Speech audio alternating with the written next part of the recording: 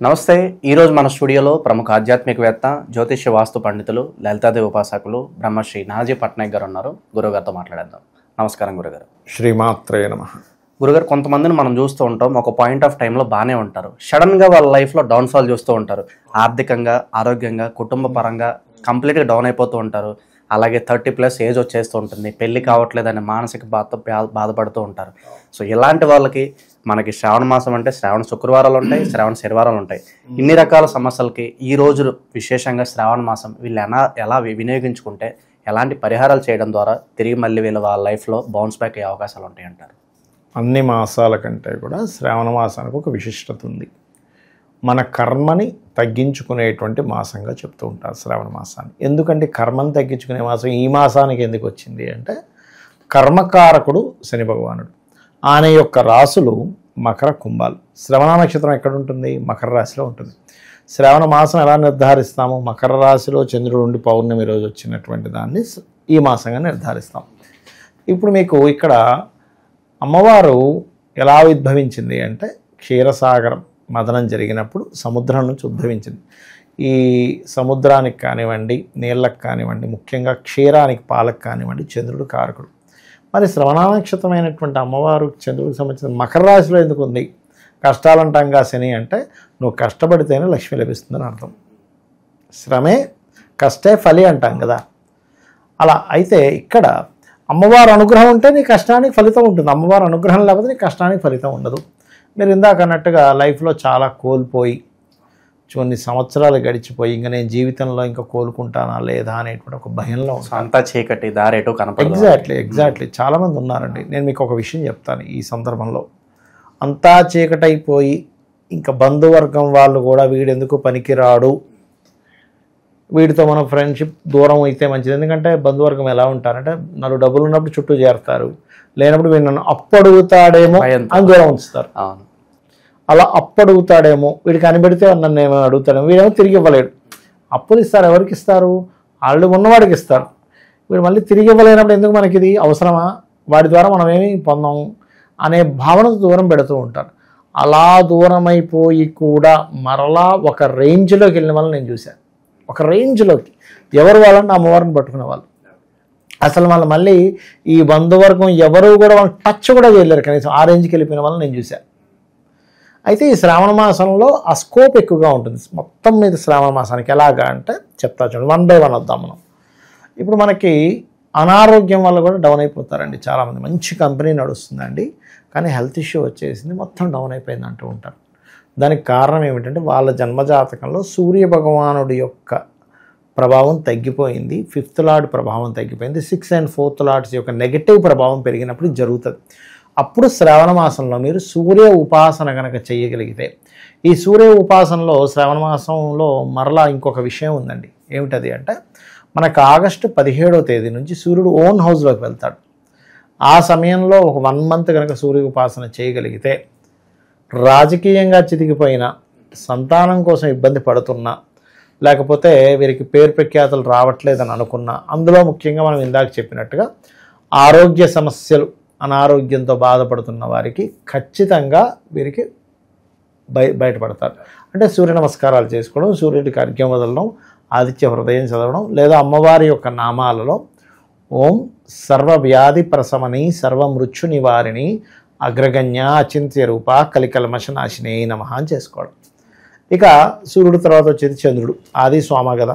శ్రావణ సోమవారాలు ఎవరు చేయాలి, ఎలాంటి ఉపయోగం ఉంటుంది అంటే, మానసిక దౌర్బల్యం ఉంటుంది కొంతమందికి. ఎప్పుడు ఏదో ఒక బాధలు, నిందలు, బాగా నిందలు పడుతుంటారు చూడండి. ఎక్కడికి వెళ్ళినా నిందలు రా బాబు, ఎప్పుడూ మనసు బాగుండట్లేదు, ఎందుకు బ్రతకడం, నేను ఇక మరణిద్దామా అనుకునే స్టేజ్కి వెళ్ళిపోతారు కొంతమంది. అలాంటప్పుడు నువ్వు చేయవలసింది ఏమిటి అంటే, పర్టికులర్గా క్షీరంతో అమ్మవారిని అభిషేకం చేయడం, లేదా ఈ సోమవారాలు, శ్రావణ సోమవారాలు శివాభిషేకము, అమ్మవారి యొక్క నామాలు చదవడం.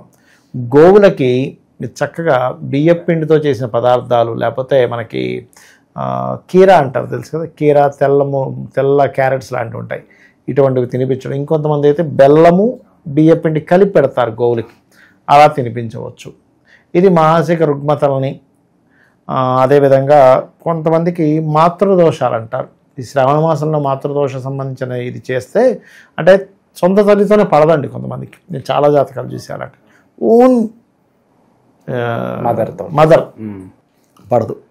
ఎందుకంటే మాతృదోషం, పూర్వజన్మల్లో వీళ్ళు తల్లితో ఏదో తెలియని ఒక దోషం చేశారు, అందుకని అట్లా. ఇక శ్రావణ మంగళవారాలు. మంగళము అంటే శుభం.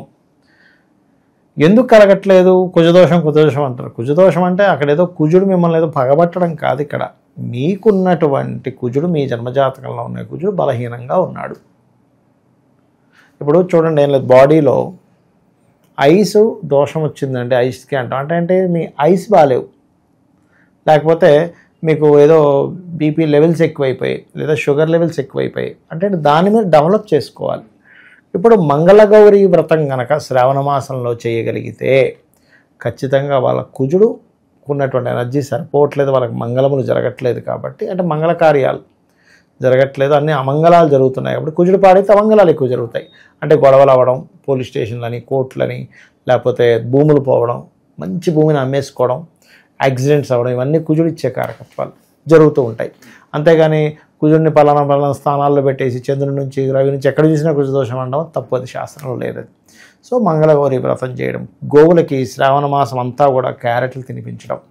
ఓకే, అలాగే ఇంకొంతమంది ఏం చేస్తారంటే బాగా వివాదాలు ఎక్కువగా ఉన్నటువంటి వారు మంగళవారాలు కూడా వారాహి అష్టోత్తరం చేస్తారు, శ్రావణ మంగళవారాలు.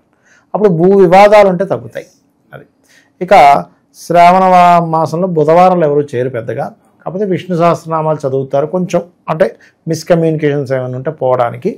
గురువారాలు చేస్తారు, శ్రావణ గురువారాలు చేస్తారు. మెయిన్గా అందరూ ఎదురు చూసేది ఈ శ్రావణ మాసంలో ఉన్నా మాకేమన్నా పెళ్ళి అవుతుందా లేదా, 30+ శుక్రవారాలు చెప్తాను, అలాంటి వాళ్ళకి అది కూడా చెప్తానండి. శ్రావణ శుక్రవారాలు చేయదు, గురువారాల తర్వాత చెప్తాను. శ్రావణ గురువారాలు ఎందుకు చేయాలంటే మనకు చూడండి జన్మజాతకంలో గురుబలం లేదు. మనం చూడండి మామూలుగా పంతులు గారి టెంపుల్స్కి వెళ్తే మీదే నక్షత్రం అయ్యా అంటాడు, ఆ పలానా నక్షత్రం అండి నాది అశ్విని మేషరాశి అయితే మీకు గురుబలం లేదండి అనేస్తాడు. అదే మీకు ధనస్సు రాశి ఏదో మూలా నక్షత్రం పూర్వాషాఢ నక్షత్రం సప్తమంలో గురువు ఉన్నాడుగా గురుబలం ఉంది అంటాడు. అంటే ఏమిటి?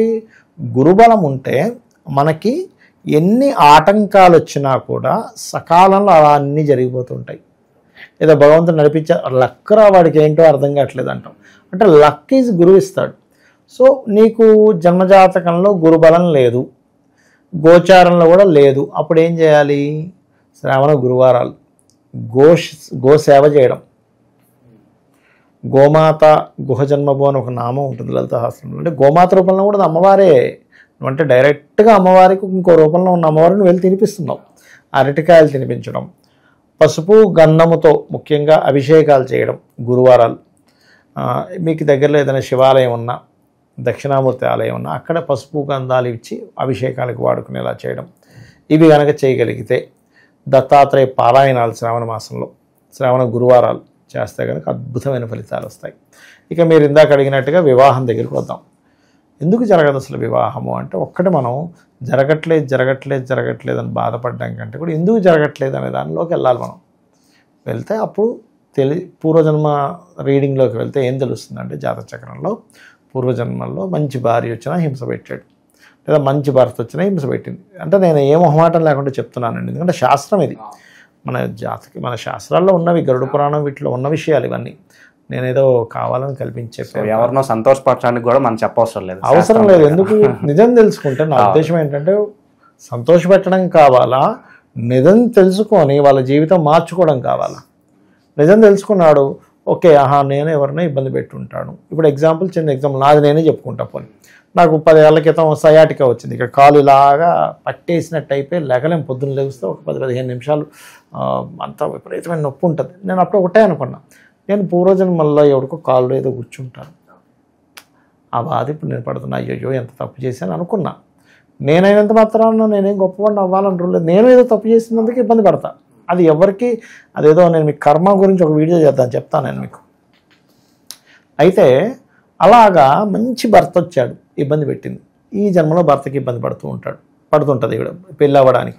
మంచి భార్య వచ్చింది, మా అనరాని మాటలన్నీ అన్నాడు, ఇబ్బంది పెట్టాడు. ఈ జన్మలో లకలక అనుకుంటూ చంద్రముఖి వస్తుంది. ఇంకా